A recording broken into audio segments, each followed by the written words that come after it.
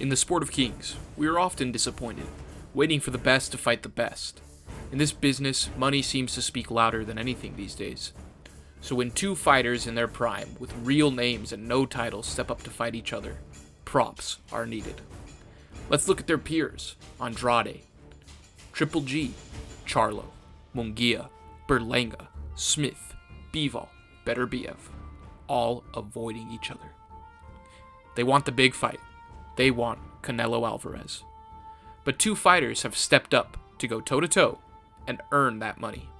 Their names are David Benavidez and Caleb Plant, and they meet in the ring on March 25th.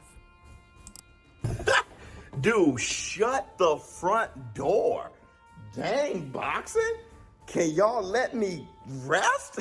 I was just complaining about boxing, letting us down. Now it's just back-to-back. Brian Garcia versus Tank Davis. Look like it's finalizing. Inoue versus Fulton. They're negotiating. And now Caleb Plant versus David Benavidez, March 25th in Las Vegas. Ah! Caleb Plant is a Vegas fighter with the Philly style. Trained by his father, he was ready to excel at his professional career. Unfortunately, just shy of her second birthday, Plant's infant daughter tragically passed away. It would test the man more than any punch ever could. Plant vowed to his daughter that he would fight to be a world champion. And that he did when he won the IBF super middleweight world title. I've taken more L's and more losses than anybody that is going to step in this ring. To sit off to the side and know that there's really nothing you can do to help your little girl, it's not a good feeling. I know I didn't have the short end of the stick, but at that time, it felt like prison. Because you can't escape it, you can't get away from it, and it's every day, all day long. Boxing has been my sanctuary, where I can escape from the world and be somebody else.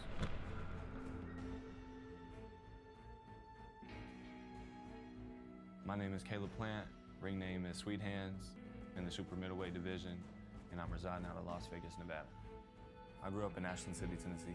My father was a fighter. He never turned pro, he was just an amateur, but he gave me a sanctuary. He gave me a way out. He made a way out of no way. My partner in crime. And still undefeated, Caleb Sweet Hands Plant. In the year, I'm coming off a broke hand and hand surgery with no tune-up fight. We gave that man a stay busy fight. No, I'm good.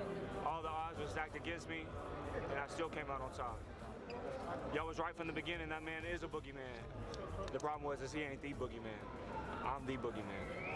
Did at one point, did he hurt you at one point in the fight? He caught me with some clean shots, nothing that wobbled me or had me shook. As slick as I am, people don't know that I got a good chin. I think we showed that tonight. We showed everything. I showed my offense. I dropped the boogeyman twice. He didn't drop me once. I showed a good chin. I showed offense, defense, everything, a little flair. So, yeah. I just talked to David Benavidez. He was ringside. He says he's ready. He says he's ready for him. That's cool. Is he a world champ? He's Caleb's #1 fan. Is he a world champ? No, he's not. Is he a world champ? Okay. Who do you want to fight next, Caleb? It don't matter. Right now, I'm not thinking about that. I worked for this moment so hard. It's taken me so long to get here that I'm not thinking about anything but this moment. I just want to sit it and soak in it. And, it hasn't even been 5 minutes and people already want to know who I want to fight next. I thank you guys. If you could, just let me enjoy my moment. I earned it. And, so let me just have it. How you gonna celebrate tonight? How you gonna celebrate this moment you've been working so hard for? I'm going to Disneyland. Huh? What do you want to say to your fans? Man, thank you guys so much. Y'all stuck with me through thick and thin. I come from the very bottom. I showed the world that no matter where you're from, and no matter what you go through, no matter what you're born into, that you're not bound to shackle to that you can go through anything and come out the other side. I told y'all that many times I've been defeated, that I've taken many defeats, but not once have I ever been defeated. No matter what's tossed my way, I come out the other side. I don't fold, break a bend for anybody or anything. Caleb, we know that Aaliyah's been obviously watching over you and watching down on you. What do you want to tell your daughter right now, champ?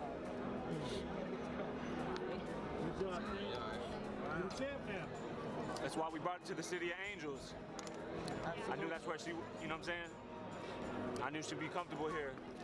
Yeah. I promised her that I would bring her a world title. Everything that I ever promised her, I kept it. And I kept this promise too. I say what I mean and I mean what I say. Two kings can't live under one roof. And I'm the king of the 168-pound division. Caleb Plant would hold the title high after he lost yet another loved one, when his mother was shot by a deputy at the age of 51. Caleb Plant has fought through tragedy after tragedy, and even stepped up to boxing's biggest star, Canelo Alvarez, which is where he would lose his IBF title. David Benavidez is a fighter from Phoenix, Arizona, and eager to prove himself as a tough Mexican great, like Canelo Alvarez. Benavidez is known for his explosive power. He won a world title in 2017, but would later drop that title following a positive drug test.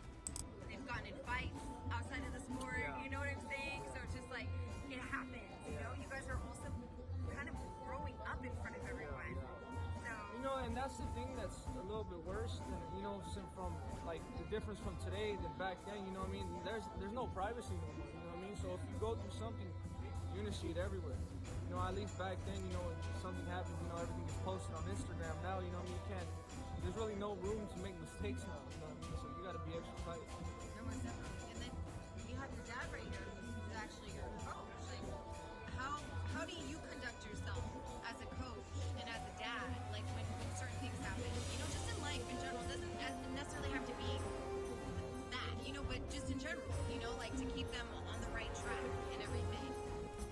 Benavidez has since vowed that this was a single mistake. He was dumb and it wouldn't happen again. He has matured and is looking to prove that. Whether that's true or not, we seem to be at a crossroads for the two fighters. One looking to step up to a new level, and one looking to have a second chance at superstardom. You know what I mean? When I decided to do it, you know, I just, you know, it happened. It needed to happen. When it happened, you know, the people, I think it was just God, you know, telling me I shouldn't be doing something because it was just a random drug test that ended up at my front door. But you know, I'm glad it happened. You know what I mean? I'm not gonna be making stupid decisions like that anymore. And not just only it wasn't bad for me. It was bad for my family. You know, all the bad publicity we got. You know, I got a lot of hate mail on Instagram. But you know, it's just decisions should be made like that. You know what I mean? And I just want to use it for all my fans, upcoming boxers that, you know, that even think about doing that. You know, it's gonna hurt you a lot. You know what I mean? Not only money-wise, but you know, everything's gonna be stripped from you, your title, your reputation. So it might as well just avoid it. You know what I mean? It's not worth it. How bad did it get? Like, was it something that you're doing all the time, or? No, it was the first time. You know what I mean? But it was, like I said, it was bad timing. It was really bad timing. But you know, it was just really bad timing.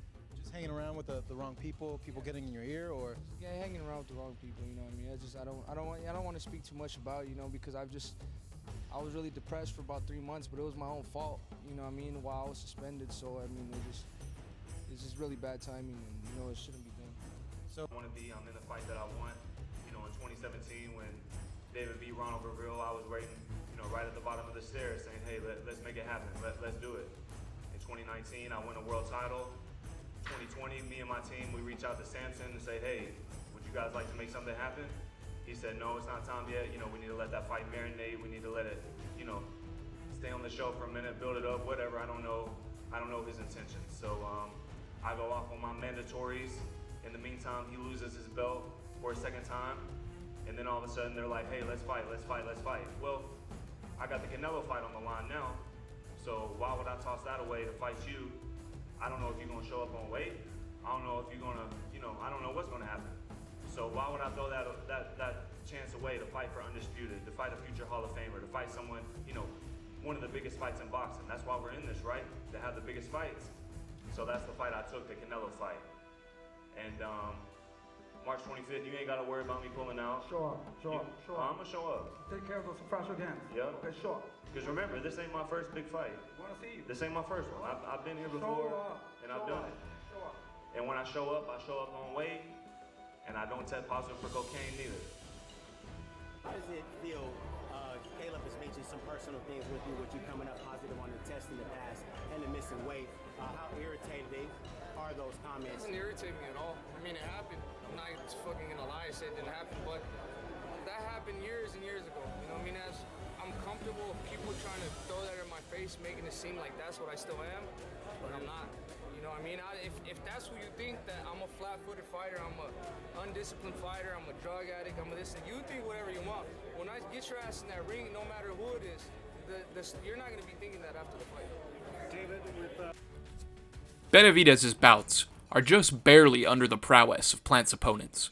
Most recently, Benavidez found significant success against an aging Lemieux. This win shot Benavidez up the WBC rankings, allowing for the Plant fight.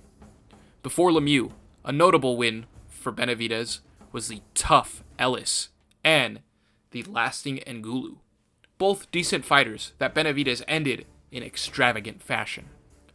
Before these fights, Benavidez went toe-to-toe with a recent Plant roadblock, Anthony Durrell, whose corner stopped the fight after a dominating performance by Benavidez. Ronald Gavriel was the man that somewhat exposed Benavidez. David's first title fight ended in a split decision. Gavriel would come back to give David less trouble in the rematch, only to disappear later into the sunset.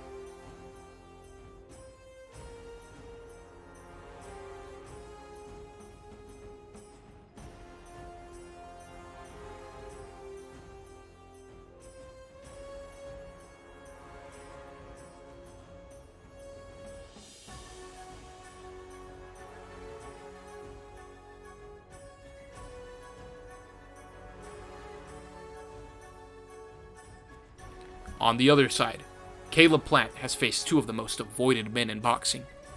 Before we talk about those, his most recent KO win came in the form of Anthony Durrell, the same man Benavidez defeated. Durrell was somewhat buried by Caleb Plant in a dominating victory.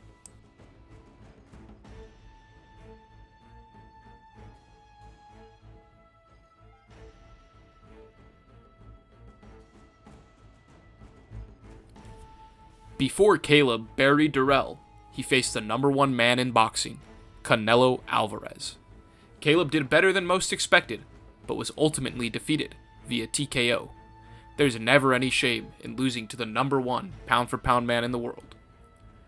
Waiting for that Canelo fight, Plant held onto his belt by soundly defeating a mismatched Caleb Trow. I'm not entirely sure who Mike Lee is, but just based on his name, I'm very happy Plant beat him.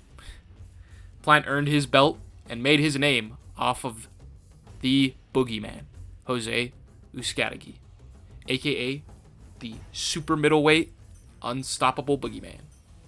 This boogeyman was completely avoided and thought to be unchallengeable until Plant dropped him twice, securing the belts and fulfilling his promise to his daughter.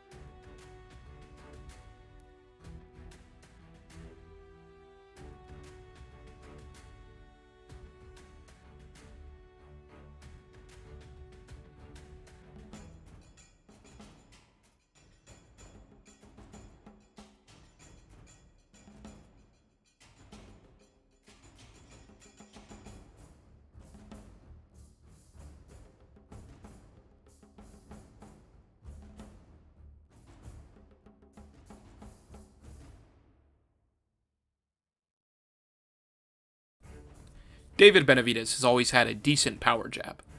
Against Caleb's weaker but more reliable jab, and his own loose back foot, Benavidez could run into trouble when it comes to pacing the fight. Plant's jab doesn't need to land to be effective.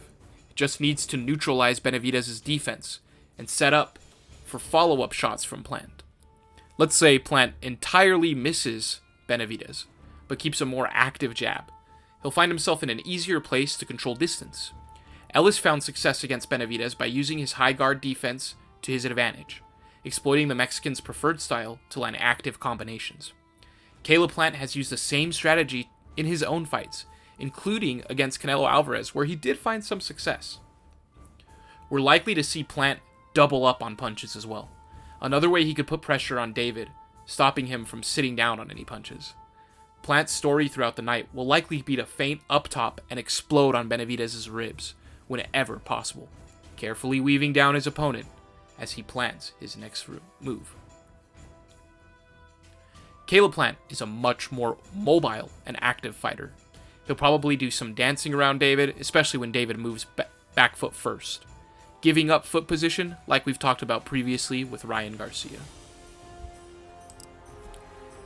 If David Benavidez overreaches, we could see another night end like it did for Anthony Durrell.